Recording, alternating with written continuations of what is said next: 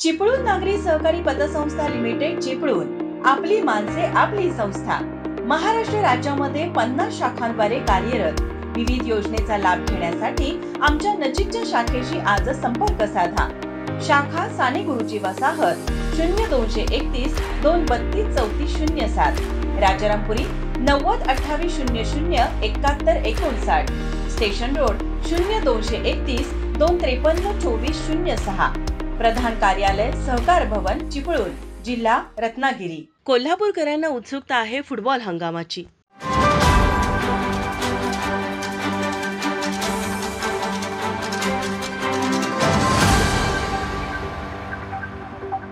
तमाम कोल्हापूरकरांना प्रतीक्षा असणारा सन 2024-25 चा फुटबॉल हंगाम अखेर सुरू होत असून 2 जानेवारी 2025 रोजी KSA लीग स्पर्धेच्या किक ऑफने हंगामाचा शुभारंभ होणार आहे. कोल्हापूर स्पोर्ट्स असोसिएशन कडून छत्रपती शाहू स्टेडियमची तयारी जवळजवळ पूर्ण झाली असून फुटबॉल मैदान सज्ज झालं आहे. कोल्हापूर म्हणजे फक्त तांबडा पांढरा रस्ता, कुस्तीचं आखाडं, चटकदार मिसळ आणि चित्रनगरी नाही. इथं फुटबॉल खेळायला प्रत्येक कोल्हापूरकर वेडा आहे. क्रिकेट वेड्या देशात फुटबॉल वेडे कोल्हापूर असे उगेच म्हणत नाहीत. गेल्या 90-92 वर्षापासून कोल्हापूरच्या मातीत फुटबॉलची मुळं घट्ट रुजलीत. जिथं मल्ल गाजले, नेमबाज चमकले, तिथंच फुटबॉलचा खेळ फुललाय.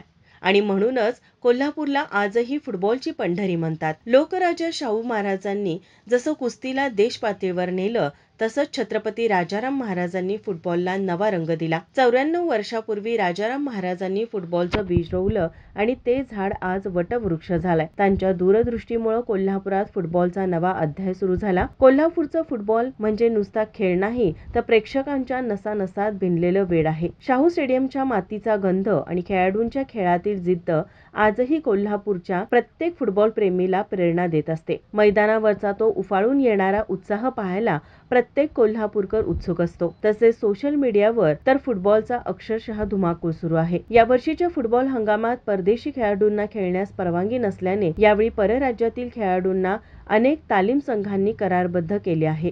गोवा, केरळ, बेळगाव, सांगली, जम्मू, मणिपूर, पश्चिम बंगाल येथील खेळाडू तालीम संघांनी करारबद्ध केले असून यावेळी परराज्यातील एकूण 45 खेळाडूंची नोंदणी झाली आहे. या वर्षीच्या हंगामाबाबत अधिक माहिती देताना KSAचे जनरल सचिव माणिक मंडलिक म्हणाले, कोल्हापूर स्पोर्ट्स असोसिएशनतर्फे दरवर्षीप्रमाणे या वर्षी सुद्धा KSA Shri Shahu Chhatrapati KSA league ही चालू होत आहे. आणि ही लीग ही म्हणजे आपल्या महाराष्ट्रात नाही तर भारतामध्ये एक नामांकित आहे. आणि त्याला एक KSA लीगला एक चांगलं सगळं ऑल इंडियामध्ये बोललं आहे. कारण त्या हे कधी लीग होणार ही सगळ्यांना उत्सुकता असते. आणि ती जय तयारी आम्ही केलेली आहे. सगळं रोलिंग वगैरे झालेलं आहे. पाण्याची सगळी सोय केलेली आहे.